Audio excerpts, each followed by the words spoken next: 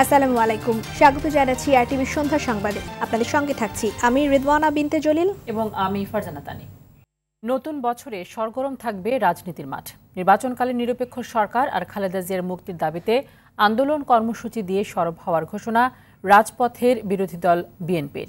অন্যদিকে নির্বাচনকে সামনে রেখে জনগণের প্রত্যাশা পূরণ আর সংগঠন গোছাতে মাঠে থাকবে ক্ষমতাসীন আওয়ামী লীগ। আরও জানাচ্ছেন শরীয়ত খান। নিস্তেজ রাজনীতি করে আসলেও 2021-এর শেষ ভাগে রাজপথের কর্মসূচিতে সক্রিয় হয় বিএনপি। নতুন বছরেও এর ধারাবাহিকতা অব্যাহত রাখতে চায় দলটি। জনগণের দাবি বা সংগঠনের কোনো ইস্যুতে জনগণকে সম্পৃক্ত করে আন্দোলন গড়তে না পারলেও নতুন বছরে নেতাদের লক্ষ্য রাজপথে থাকার। নির্বাচনকালীন নিরপেক্ষ সরকার আর সরকার বিরোধী আন্দোলনে সাংগঠনিক দুর্বলতা কাটাতে চায় বিএনপি নেতারা। দেশে যখন মানুষের থাকে না, মানে মৌলিক অধিকার থাকে না, তখন কিন্তু সেই দাবি আদায় করার জন্য রাজপথে নামা ছাড়া কোনো বিকল্প থাকে না। আমরা 90-এর আন্দোলনে রাজপথে নেমেছিলাম, আবারও রাজপথে নামতে হবে। অন্যদিকে ক্ষমতাসীন দল হওয়ায় আওয়ামী লীগের রাজনীতি ছিল অনেকটাই সরকার কেন্দ্রিক। করোনাকালে সরকারের সহায়ক শক্তি হিসেবে কাজ করলেও জনগণের কোনো দাবির ক্ষেত্রে তেমন তৎপরতা চোখে পড়েনি। নতুন বছরে জনগণের পক্ষে আরো সক্রিয় হওয়ার লক্ষ্য দলটির নেতাদের। আমাদের নেত্রী বঙ্গবন্ধু কন্যা শেখ হাসিনার অদম্য নেতৃত্বে দ্বাদশ জাতীয় সংসদ নির্বাচনকে সামনে রেখে আমরা আমাদের দলকে আস্থা বিশ্বাসের জায়গাটা যেমন আমার নেতাকর্মীদের ভিতরে তৈরি করা সম্ভব, পাশাপাশি নেতাকর্মীদেরকেও আমরা ওইভাবে প্রস্তুত করব। সাধারণের প্রত্যাশা নতুন বছরে ভোটের সুষ্ঠু পরিবেশ ফিরুক, অনিয়ম দূর হয়ে সুশাসন নিশ্চিত হোক, আর রাজনৈতিক দলগুলো জনজীবনে ক্ষতি হয় এমন কর্মসূচি থেকে দূরে থাকুক। রাজনীতিবিদ থেকে কোটি কোটি টাকা চাই না, এই যে রাস্তাঘাটের উন্নয়ন, জনসেবা, তাদের সাথে জনগণের সাথে একটু ভালো করে কথা বলা, এতটুকুই জনগণের প্রত্যাশা। মানুষ যাতে কেন্দ্রে যেয়ে তাদের ভোটের অধিকারটা সঠিকভাবে প্রয়োগ করবে এবং গণতন্ত্রটা সুন্দরভাবে যাতে আমাদের দেশে প্রতিষ্ঠিত হয়, এইটাই আমাদের বড় চাওয়া। সুষম উন্নয়নে সবার ঘরে উন্নয়নের ছোঁয়া লাগুক, জনগণের কল্যাণে সক্রিয় হোক রাজনৈতিক দলগুলো। নতুন বছরে এমন প্রত্যাশা সাধারণের। শরীয়ত খান, আরটিভি, ঢাকা।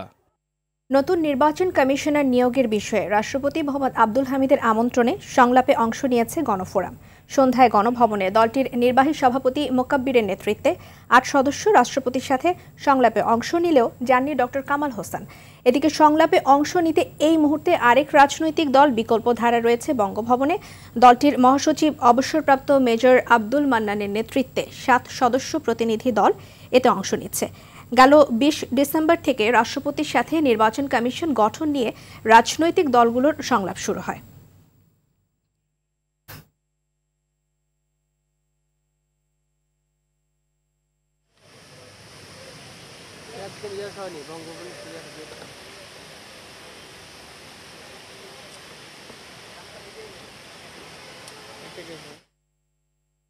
দর্শক, এই বিষয়ে জানবো রাজধানীর বঙ্গভবনের সামনে থেকে সরাসরি যোগ দিচ্ছেন আমাদের সহকর্মী মাইদুর রহমান রুবেল। রুবেল, নির্বাচন কমিশনার নিয়োগে রাষ্ট্রপতির কাছে বিকল্প ধারা এবং গণফোরাম প্রস্তাব কি দিচ্ছে জানাবেন আমাদের।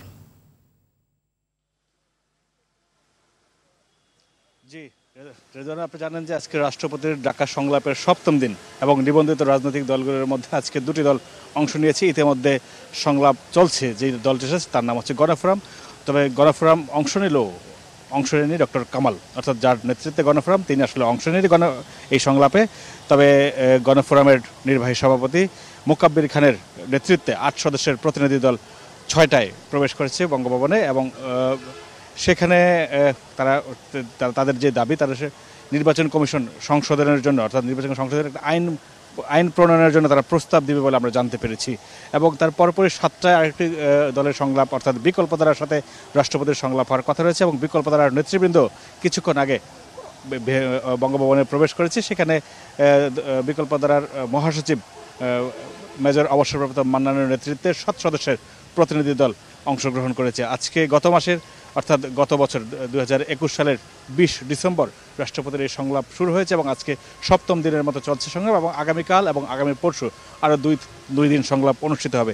যেহেতু নির্বাচন কমিশনের মেয়াদ শেষ হচ্ছে ফেব্রুয়ারি 14 তারিখ, সেই ক্ষেত্রে আসলে কীভাবে নির্বাচন কমিশন গঠন হবে সেটির বিষয় নিয়ে আসলে আলোচনা চলছে। যদি নতুন করে আইন করা হয় সেই ক্ষেত্রে হয়তো নতুন করে একটি বিষয় আসবে, অন্যথায় পূর্বের যেভাবে নির্বাচন কমিশন গঠন করা হতো রাষ্ট্রপতির সুপারিশ ক্রমে সেটি হয়তো হবে। সেই বিষয় নিয়ে আসলে মূলত চুলচেরা বিশ্লেষণ চলছে এবং আজকে দুটি রাজনৈতিক দল অংশ নিয়েছে, গণফোরাম এবং বিকল্পদল, এবং আগামীকাল দুটি বা তিনটি রাজনৈতিক দলকে আমন্ত্রণ জানানো হয়েছে। সিপিবি অংশ নেবে না সংলাপে, এতটুকু আমরা জানতে পেরেছি। তবে দেশের বড় রাজনৈতিক দলের মধ্যে বিএনপিও এই সংলাপে অংশ নেবে না বলে জানিয়েছেন এবং আগামী পরশুদিন শেষ হচ্ছে রাষ্ট্রপতির ডাকা সংলাপে নিবন্ধিত বিভিন্ন রাজনৈতিক দলকে আমন্ত্রণ জানানো হয়েছে। ইতিমধ্যে বেশ কিছু রাজনৈতিক দল ইতিমধ্যে সংলাপে অংশ নিয়েছেন এবং আজকেও দুটি রাজনৈতিক দল অংশ নিয়েছেন এবং তাদের মতামতের ভিত্তিতে হয়তো আগামী দিনের নির্বাচন কমিশন কীভাবে গঠিত হবে সেই বিষয়টি নিয়ে হয়তো পরিষ্কার করা যাবে। এই ছিল বঙ্গভবনের সামনে থেকে সবশেষ খবর। আমার কাছে রিজওয়ানা। আলোচনা শেষ হলে হয়তো বা আপনার সাথে যোগাযোগ করলে আরও বিস্তারিত জানতে পারবো। রুবেলকে ধন্যবাদ আমাদের সাথে যোগ দেওয়ার জন্য। পরের খবরে যাব। ৩২টি জেলায় সমাবেশে জনগণের স্বতঃস্ফূর্তভাবে অংশগ্রহণ প্রমাণ করেছে দেশের মানুষ খালেদা জিয়ার মুক্তি এবং তার চিকিৎসার জন্য অবিলম্বে বিদেশে পাঠাতে চায়। এ মন্তব্য করেছেন বিএনপির মহাসচিব মির্জা ফখরুল ইসলাম আলমগীর। বলেছেন, দেশের মানুষ চায় না সরকার ক্ষমতায় থাকুক। এদিকে আইনমন্ত্রী আনিসুল হক বলেছেন, কাকে বিদেশ পাঠানো হবে কাকে পাঠানো হবে না সেটি গুরুত্বপূর্ণ নয়, জনগণের কাছে সেবা পৌঁছে দেয়াই সরকারের লক্ষ্য। বিস্তারিত জানাচ্ছেন নাজিফ ফরাসি। দলের চেয়ারপারসন খালেদা জিয়ার মুক্তি ও বিদেশে চিকিৎসার দাবিতে বিএনপির সব মহানগর সহ ৩২ জেলায় সমাবেশ শেষে গুলশানে দলের চেয়ারপারসনের রাজনৈতিক কার্যালয়ে সংবাদ সম্মেলনে কথা বলেন বিএনপি মহাসচিব। তিনি বলেন, ৩ বারের নির্বাচিত প্রধানমন্ত্রী অত্যন্ত জটিল অসুখে আক্রান্ত, তাকে চিকিৎসার জন্য দ্রুত বিদেশে পাঠানো দরকার। ফখরুল বলেন, জনগণের স্বতঃস্ফূর্ত অংশগ্রহণ ঠেকাতে বিভিন্ন জেলায় হামলা ও বাধা দিয়েছে সরকারি দলের নেতাকর্মীরা। কর্মসূচিগুলোর মধ্য দিয়ে এটা প্রমাণিত হয়েছে যে এই দেশের জনগণ আর একবারই চায় না যে এই সরকার, অনির্বাচিত সরকার, তারা ক্ষমতায় থাকুক এবং এইভাবেই গণতন্ত্রকে ধ্বংস করুক। এবং এইটা প্রমাণিত হয়েছে যে দেশনেত্রী বেগম খালেদা জিয়ার মুক্তি এদেশের মানুষ এই মুহূর্তেই চান এবং তার চিকিৎসার জন্য অবিলম্বে তাকে বিদেশে প্রেরণ করতে চান। রাজপথে সংগ্রামের মধ্য দিয়ে গণতন্ত্র পুনরুদ্ধার, খালেদা জিয়াকে মুক্তি ও সুচিকিৎসার জন্য বিদেশে পাঠানো হবে বলে জানান মির্জা ফখরুল। এদিকে সচিবালয়ে নিজ দফতরে আইনমন্ত্রী জানান, খালেদা জিয়াকে বিদেশ পাঠানোর বিষয়ে তার মন্ত্রণালয়ের বক্তব্য আগেই স্বরাষ্ট্র মন্ত্রণালয়ে পাঠানো হয়েছে। জনগণকে জনগণের যে প্রাপ্য সেবা সেইটা পৌঁছে দেওয়া আমাদের দায়িত্ব। কাকে বিদেশ পাঠানো হবে কাকে বিদেশ পাঠানো হবে না, that is not the priority. এটা তো আমার সিদ্ধান্ত দেওয়াই হয়েছে। আমার মনে হয় যে মাননীয় স্বরাষ্ট্রমন্ত্রী তো এটা বলেইছেন, যেটা আমি সিদ্ধান্ত দিয়েছি সেটাই। আইনমন্ত্রী বলেন, নির্বাচন কমিশন গঠনে আইন তৈরির জন্য হাতে পর্যাপ্ত সময় নেই, তাই রাষ্ট্রপতি সংলাপের মাধ্যমেই সিদ্ধান্ত নেবেন। বিএনপি সংলাপে আসলে নিজেদের ও দেশের সবার জন্য ভালো হবে বলে মন্তব্য করে আইনমন্ত্রী বলেন, সংলাপ সফল না ব্যর্থ সেটি রাষ্ট্রপতির সিদ্ধান্ত থেকে বোঝা যাবে। নাজিফ ফরাইসি, আরটিভি, ঢাকা। প্রধানমন্ত্রী শেখ হাসিনা বলেছেন, দীর্ঘ সময়ে আওয়ামী লীগ সরকারে আছে বলেই দেশের উন্নয়ন দৃশ্যমান হচ্ছে, মানুষও সেই উন্নয়নের সুবিধা পাচ্ছে। সকালে গণভবন থেকে ভার্চুয়াল মাধ্যমে রাজধানীর বঙ্গবন্ধু আন্তর্জাতিক সম্মেলন কেন্দ্রে অনুষ্ঠিত জাতিসংঘ কর্তৃক উন্নয়নশীল দেশের স্বীকৃতি উদযাপন অনুষ্ঠানে এমন মন্তব্য করেন তিনি। বলেন, মানুষের সুন্দর জীবন নিশ্চিতে যে কোনো ধরনের প্রতিবন্ধকতা রুখে দিতে প্রস্তুত তিনি আর তার সরকার। জানাচ্ছেন মারুফ রেজা।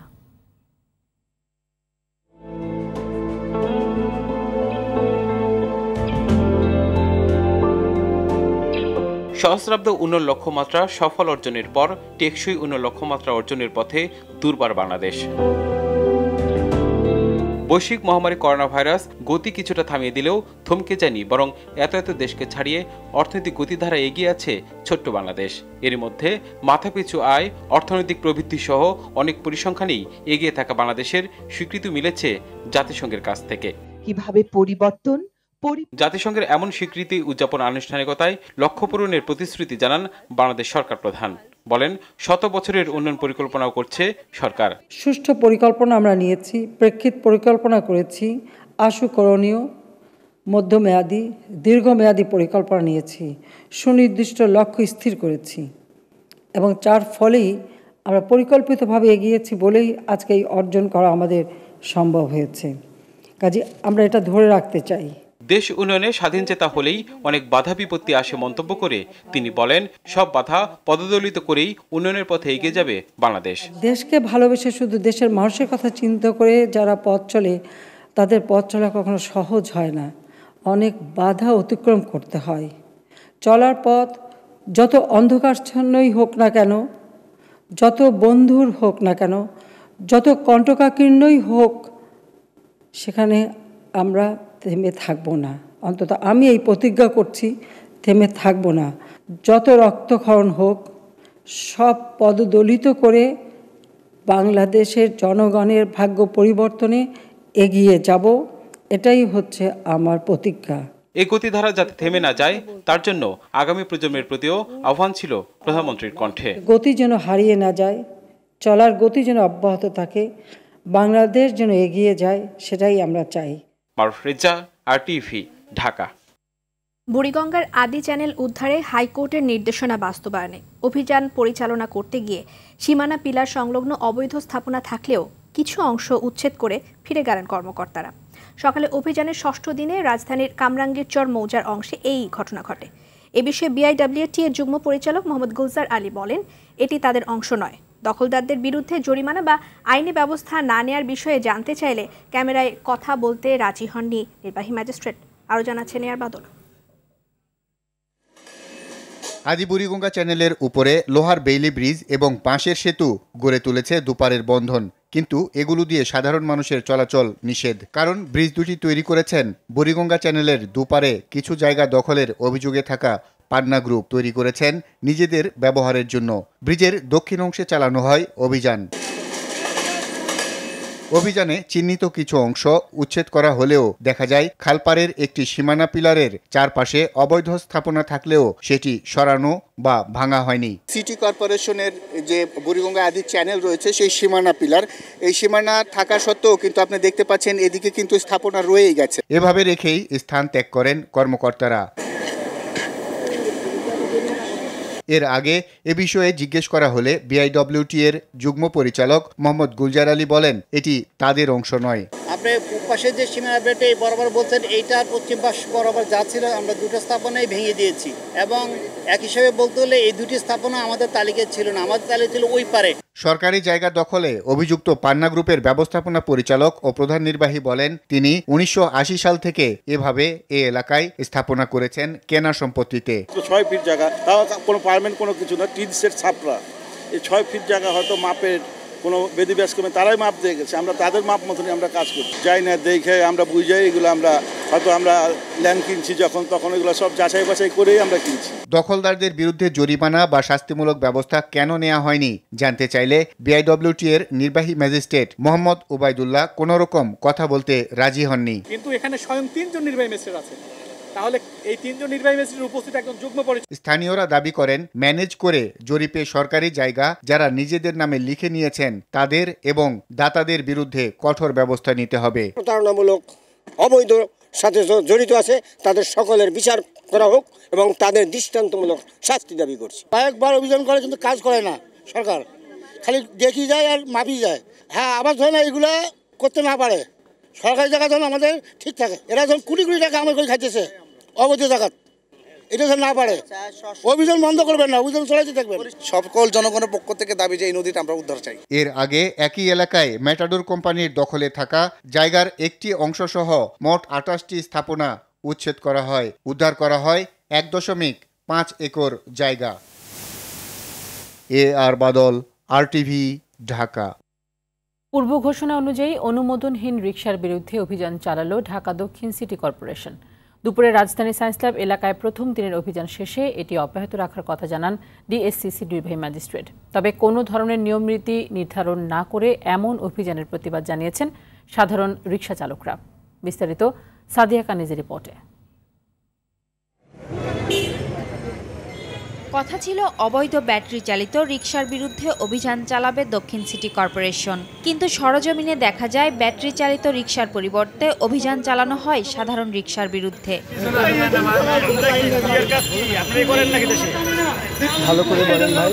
সিটি কর্পোরেশনের রেজিস্ট্রেশন না থাকায় জব্দ করা হয় অন্তত 15টি রিকশা, কিন্তু কোনো ধরনের নিয়ম নীতি কিংবা সতর্ক বার্তা না দিয়ে এমন অভিযানে ক্ষোভ জানান সাধারণ রিকশা চালকরা। সরকারের যেটা করণীয় দরকার আমরা এটা করতে পারছি, আমাদের নাম্বার 10 তারিখে দিব, এর ভিতরে তারা গাড়ি আজকে ধরতেছে, কিন্তু ব্যাটারির গাড়ি হাজার হাজার গাড়ি চলতেছে, ওই দিকে কোনো নজর নাই। রিক্সা চলে দেওয়ার উপার্জন এবং বাড়ির ফ্যামিলি আছে তারা চলে। আমি তো ফ্যামিলি তো বাড়ির ঢাকা শহর নিয়ে আসি নাই। আমাকে তো বলতেই আমাকে তো কেউ বলে না, কারো দেখে না। আমি যে 7-8 বছর পর্যন্ত এই মুক্তিযুদ্ধ কার্ড দিয়ে চলতে আছি। দক্ষিণ সিটির দায়িত্বরত নির্বাহী ম্যাজিস্ট্রেট জানান পর্যায়ক্রমে ব্যবস্থা নেওয়া হবে ব্যাটারি চালিত রিকশার বিরুদ্ধেও। ব্যাটারি চালিত রিকশা পেলে আমরা সেটার বিরুদ্ধে যেমন ব্যবস্থা নিচ্ছি, যেটা লাইসেন্সবিহীন সেটার বিরুদ্ধেও আমরা ব্যবস্থা নিচ্ছি। ব্যাটারি চালিত রিকশা আমরা পাইনি, বাট এটা একটা ধারাবাহিক অভিযান আজকে আমরা শুরু করলাম, এটা ধারাবাহিকভাবে চলতে থাকবে। যখনই আমাদের সামনে ব্যাটারি চালিত রিকশা আসবে সেই রিকশার বিরুদ্ধে আমরা ব্যবস্থা নেব। গেল বৃহস্পতিবার অনুমোদনহীন রিকশার বিরুদ্ধে অভিযানের ঘোষণা দিয়েছিলেন ঢাকা দক্ষিণ সিটির মেয়র ফজলে নূর তাপস। সাদিয়া কানিজ, RTV, ঢাকা। কারো পৌষ মাস আর কারো সর্বনাশ, এই কথাই যেন বাস্তবে রূপ নিল এবারে 31st নাইটে। রাত 12টা 1 মিনিটে যখন পুরো রাজধানীবাসী মেতেছিল উৎসবে, তখন সেই উৎসবের আগুনেই পুড়েছে কারো কারো স্বপ্ন। সেই রাতে ফানুস থেকে আগুন লাগে রাজধানীর 10টি বাড়িতে, সারা দেশে সেই সংখ্যা প্রায় 200। পুলিশ বলছে ফানুস নিয়ন্ত্রণে কিছুই করার নেই তাদের। জুবাইর সানি একটি রিপোর্ট করেছেন, দেখে আসবো। আতশবাজির আলোর ঝলকানি রাজধানীর আকাশে, সঙ্গে উড়েছে জোনাকির মতো হাজার হাজার ফানুস। সেই ফানুসের আগুনে পুড়েছে মাতোয়াইলের জান্নাতুল ফেরদৌসের স্বপ্ন। সবে শুরু করা ব্যবসা এক মুহূর্তে পুড়িয়ে দিয়ে গেছে একটি মাত্র ফানুস। এখানে 7 লাখ টাকার মতন মাল ছিল, তারপরে ওই যে সবগুলাই পুড়ে গেছে। কি ব্যবসাটা খুলছে প্রথমে যে হবাই 2-3 মাস ধরে খুলছে, এর মধ্যে আর কি এরকম হয়ে গেল। প্লাস্টিকের ঝুড়ির এ ব্যবসা শুরু করতে তাদের ধার কর্য করতে হয়েছিল প্রায় 5 লাখ টাকা। এখন সেই টাকা কোথা থেকে আসবে সেটি বড় প্রশ্ন। এদিক থেকে মানে আগুনটা এত উপরে উঠে গেছে, পাশে মানে ছড়াই গেছে, অনেক উপরে উঠে গেছে আগুন। ওইটা উপর দিয়ে ওই আইসা, তারপরে মনে করেন তের ফল ছিল, এই তের ফলে আগুন ধরে মনে করি এটি সব পুড়ে গেছে গা। হ্যাঁ, আমার মহিলা ভাই অনেক টাকা ঋণ, আমার বর্তমানে প্রায় 3 থেকে 5 লাখ টাকা ঋণ আছে। আমি কী কাজে দেবো আমি নিজেও বলতে পারি না। এছাড়া রাজধানীর ধোলাইখাল সহ অনেক স্থানেই এমন আগুনের ঘটনা ঘটে, আবার অনেকে ফানুস উড়াতে গিয়ে নিজেই হয়েছেন আহত। আইন শৃঙ্খলা রক্ষাকারী বাহিনীর পক্ষ থেকে বারবার নগরবাসীকে ফানুস উড়াতে নিষেধ করা হলেও তা মানেনি কেউ। পুলিশ বলছে এ বিষয়ে কোনো আইন নেই, তাই ব্যবস্থা নেওয়া যাচ্ছে না। ফানুসটা কোনো দাহ্য পদার্থ ওই রকম না, এটা কোনো বোমা জাতীয় জিনিসও না যে এটা একেবারে আইনের মধ্যে ফেলে আমরা বিক্রি বন্ধ করে দেবো বা তাদের বিরুদ্ধে মামলা নেব। তবে এইটা 31st নাইটে ব্যাপকভাবে যাতে ইউজ না হয়ে থাকে, ফানুস না হয়, দুর্ঘটনা না ঘটে, তার জন্য আমরা আরো কার্যকরী ব্যবস্থা কিভাবে নেওয়া যেতে পারে সে বিষয়ে আমরা কাজ করব। 31st নাইটে কিছু মানুষের আনন্দ পুড়িয়ে দিয়ে গেল জান্নাতুল ফেরদৌসের মতো এক ক্ষুদ্র ব্যবসায়ীর সব স্বপ্নকে। একটি ফানুস তার জীবনের সব সঞ্চয়কে শেষ করে দিয়ে গেল। এখন প্রশ্ন হলো, আগামী বছরও কি একইভাবে কোনো জান্নাতুল ফেরদৌসের জীবনে নেমে আসবে এমন ঘোর অন্ধকার, নাকি প্রশাসন কঠোর অবস্থান নেবে ফানুসের বিরুদ্ধে? সেটি এখন দেখার বিষয়। জুবাইর সানি, RTV, মাতোয়াইল, ঢাকা। 3 জেলায় সড়ক দুর্ঘটনায় 10 জন নিহত হয়েছেন। বরিশালের মুলাদীতে মারা গেছেন 3 মোটরসাইকেল আরোহী। দুপুরে মুলাদীর মিরগঞ্জ সড়কের কাজিরহাটে এই দুর্ঘটনা ঘটে। আর জেলার বাকেরগঞ্জের লক্ষ্মীপাশা যাত্রীবাহী বাস নিয়ন্ত্রণ হারিয়ে গাছের সঙ্গে ধাক্কা লেগে 1 জনের মৃত্যু ও 12 জন আহত হয়েছেন। এদিকে দিনাজপুরের বীরগঞ্জে ট্রাকের ধাক্কায় মোটরসাইকেল আরোহী 3 স্কুল ছাত্র নিহত হয়েছেন।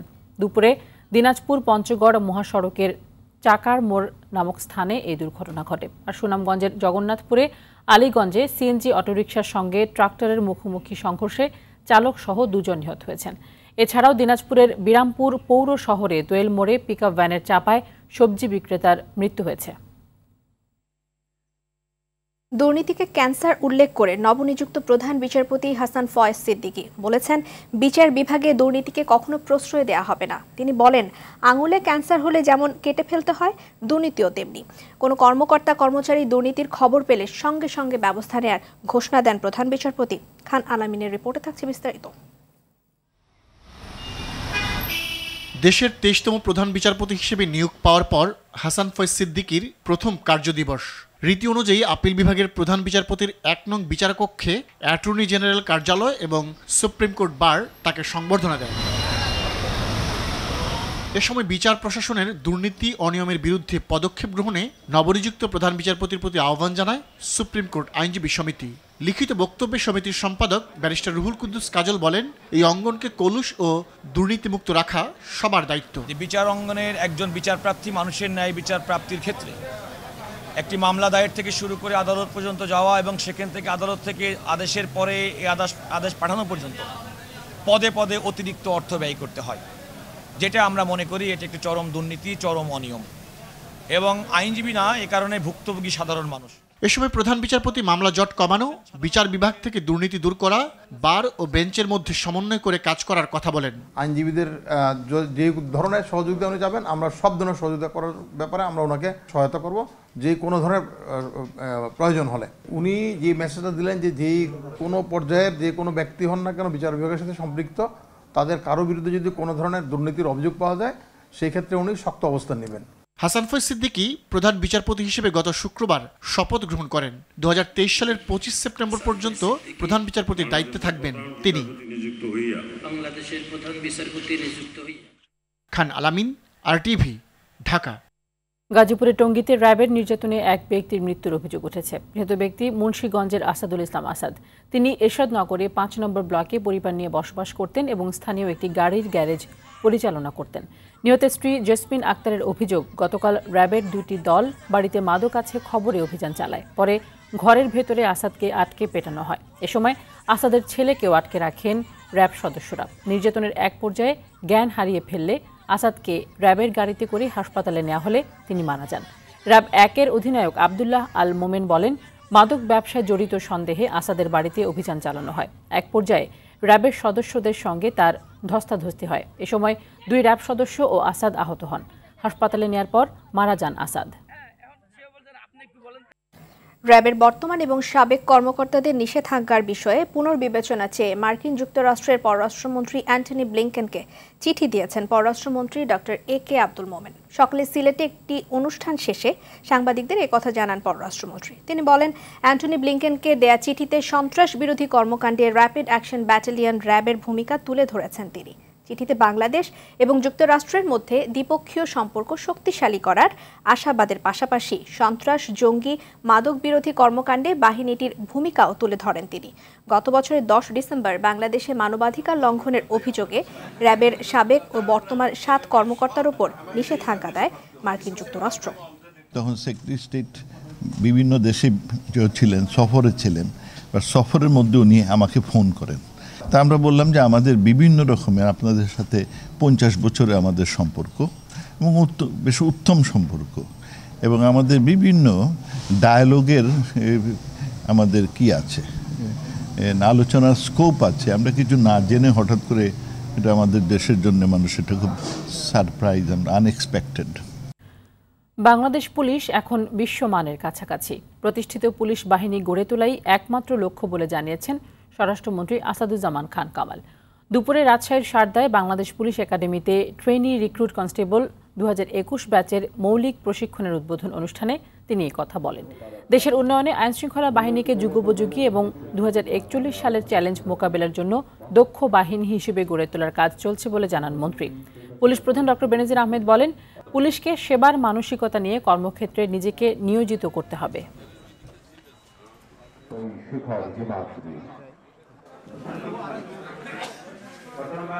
পুলিশ সার্ভিস শুধুমাত্র বেতন নেওয়ার চাকরি নয়, বেতন নিয়ে পরিবারের মুখে আহার জোগানোর চাকরি নয়। এটাকে আমরা চাকরি মনে করি না, আমরা মনে করি এটাকে সেবা। এই জন্য আমাদের বিজ্ঞাপনের ট্যাগলাইন ছিল চাকরি নয় সেবা। দেশের আইন শৃঙ্খলা যদি ঠিক না থাকে আমার কোনো উন্নয়নের কোনো কাজ হবে না, সেটা আমরা বারবার বহু জায়গায় আমরা বলে আসছি এবং সেটা আমরা বিশ্বাস করি। সেই জন্যই আমাদের পুলিশকে আমরা একটা যুগোপযোগী এবং আমাদের 2041-এর চ্যালেঞ্জ মোকাবেলা করার জন্য আমরা তৈরি করছি। মাদকদ্রব্য নিয়ন্ত্রণ আইনের মামলায় চিত্রনায়িকা পরিমণি সহ 3 জনের বিরুদ্ধে অভিযোগ গঠনের শুনানি 5 জানুয়ারি পর্যন্ত পিছিয়ে দিয়েছেন আদালত।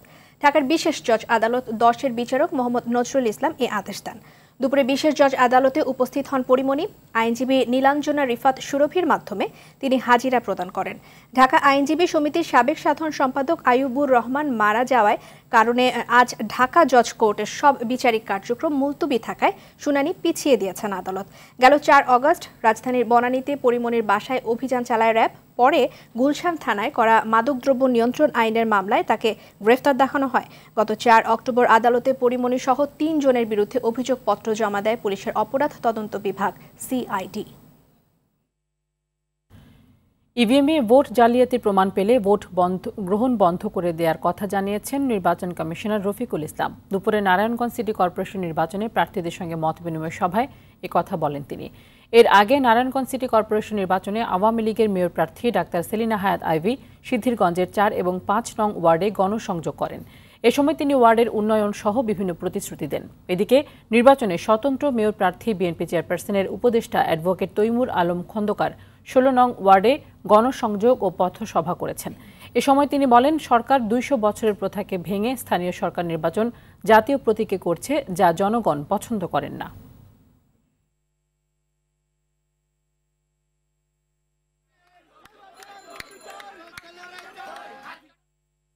দেশে একদিনে করোনায় রংপুর বিভাগের 1 নারীর মৃত্যু হয়েছে। এখন পর্যন্ত দেশে 28,077 জনের মৃত্যু হয়েছে। 24 ঘন্টায় শনাক্ত হয়েছে 557 জন। এ নিয়ে শনাক্তের সংখ্যা দাঁড়িয়েছে 15,86,466 জনে। সন্ধ্যায় স্বাস্থ্য অধিদপ্তরের নিয়মিত সংবাদ বিজ্ঞপ্তিতে এ তথ্য জানানো হয়। গত 24 ঘন্টায় পরীক্ষা করা হয়েছে 19,130টি নমুনা। পরীক্ষার বিপরীতে শনাক্তের হার 2.91%। গত কিছুদিনের হিসাব বলছে করোনা সংক্রমণ আবারও বাড়ছে। যমুনা ব্যাংক লিমিটেডের বার্ষিক ব্যবসায়িক সম্মেলন 2022 অনুষ্ঠিত হয়েছে। সকালে কেরানীগঞ্জ বৃদ্ধ নিবাসে ব্যাংকের চেয়ারম্যান গাজী গোলাম আশরিয়া অনুষ্ঠান উদ্বোধন করেন। এ সময় উপস্থিত ছিলেন ব্যাংকের সাবেক চেয়ারম্যান, প্রতিষ্ঠাতা পরিচালক, যমুনা ব্যাংক ফাউন্ডেশনের চেয়ারম্যান নূর মোহাম্মদ, পল্লী উন্নয়ন মন্ত্রী মোহাম্মদ তাজুল ইসলাম সহ আরও অনেকে।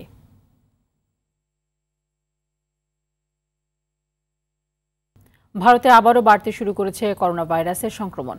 দেশটির ঘনবসতিপূর্ণ শহরগুলিতে দ্রুত গতিতে করোনা ভাইরাসের আক্রান্তের সংখ্যা বাড়ছে। রাজধানী নয়াদিল্লিতে 50% বেড়েছে করোনা সংক্রমণ। মুম্বাই ও পশ্চিমবঙ্গের রাজধানী কলকাতায়ও ঊর্ধ্বমুখী আক্রান্তের সংখ্যা। এজন্য হাসপাতালগুলোকে প্রস্তুত রাখার পাশাপাশি নিষেধাজ্ঞার কথা ভাবছে দেশটির স্বাস্থ্য মন্ত্রণালয়। এদিকে বিশ্বের বিভিন্ন দেশে সংক্রমণের সংখ্যা বাড়তে থাকায় শনিবার 4,000-এরও বেশি ফ্লাইট বাতিল করা হয়েছে। তবে বিশ্বজুড়ে করোনায় দৈনিক প্রাণহানি ও নতুন শনাক্তের সংখ্যা কমেছে। গেল 24 ঘন্টায় বিশ্বে করোনায় আক্রান্ত হয়ে মারা গেছেন প্রায় 4,000 মানুষ। নতুন শনাক্তের সংখ্যা নেমে এসেছে প্রায় 12 লাখে। বেঙ্গল মাল্টিমিডিয়া লিমিটেড প্রযোজিত পর্দার আড়ালে শিরোনামের ওয়েব ফিল্মে চুক্তিবদ্ধ হয়েছেন হালের জনপ্রিয় 2 মুখ নুসরাত ফারিয়া ও ইয়াশ রোহান। বিকেলে আরটিভির নিজস্ব কার্যালয়ে ওয়েব ফিল্মটির চুক্তিবদ্ধ হওয়ার অনুষ্ঠানে উপস্থিত ছিলেন আরটিভির প্রধান নির্বাহী কর্মকর্তা ও বেঙ্গল মাল্টিমিডিয়া লিমিটেডের পরিচালক সৈয়দ আশিক রহমান। ওয়েব ফিল্মটি নির্মাণ করবেন মোহাম্মদ পারভেজ আমিন। গল্প লিখেছেন তিনি নিজেই। সংলাপ ও চিত্রনাট্য লিখেছেন তন্ময় মুক্তাদির। পরিচালক মোহাম্মদ পারভেজ আমিন বলেন, ভিন্ন রকমের একটি গল্প নিয়ে আমরা হাজির হতে যাচ্ছি। চিত্রনায়ক ইয়াশ রোহান বলেন, বেঙ্গল মাল্টিমিডিয়ার সঙ্গে কাজের সুযোগ পেয়ে ভালো লাগছে। গল্প নিয়ে এখনই কিছু বলতে চাই না, আপাতত সারপ্রাইজ হিসেবে রাখছি। চিত্রনায়িকা নুসরাত ফারিয়া বলেন, বছরের শুরুতে এমন একটি কাজের সঙ্গে যুক্ত হতে পেরে ভালো লাগছে। টিমের সবাই মিলে দর্শকদের একটি ভালো কাজ উপহার দিতে চাই। চলতি মাস থেকেই ঢাকার বিভিন্ন মনোরম পরিবেশে ওয়েব ফিল্মটির দৃশ্য ধারণ শুরু হবে।